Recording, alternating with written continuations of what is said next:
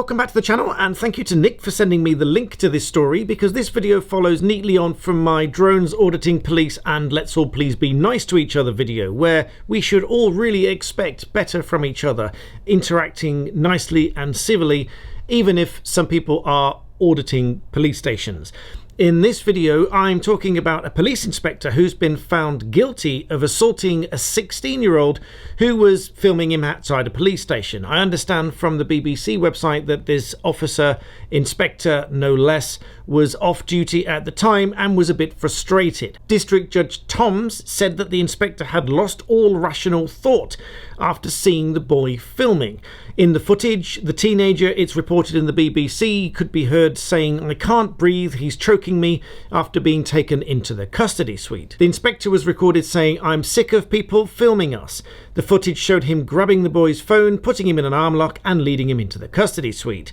The boy could be heard shouting, "He's choking me," whilst the inspector was heard shouting, "Stop struggling, you're a clever little internet freak who's about to learn the hard way." Now, as with any legal scenario, there are always two points of view, and advocates will obviously push one side or another, depending on by whom they are instructed.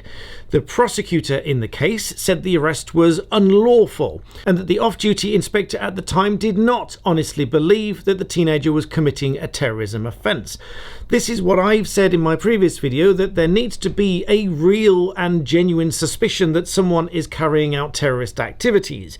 A teenager filming the police station because, let's face it, he knows that he's going to get some reaction out of the police would be very difficult to chalk up as a terrorism offence. Defence counsel, however, proffered the suggestion that this officer genuinely believed this boy to be involved in hostile reconnaissance of the building, and that the footage uploaded to the internet could have assisted terrorists.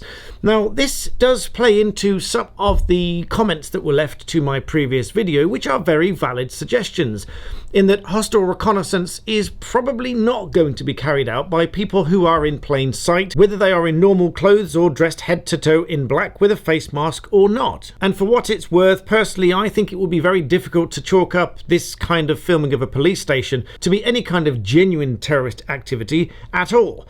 That's not to say there's no argument or no merit in the argument that uploaded footage could be used by terrorists. That's absolutely right. But then the same could be said of Apple Maps and Google Maps and so on and so forth. And where do we draw the line? Ultimately, as I said in my previous video, I think it should come down to a civil interaction between each other. But in this instance, it would appear that the teenager wasn't doing anything wrong at all, because the courts convicted the inspector of assault, thereby deeming the arrest to be unlawful. But anyway, I thought that would be an interesting story to follow on from my previous video, so thank you, Nick, for sending it to me. I will link the story in the description below.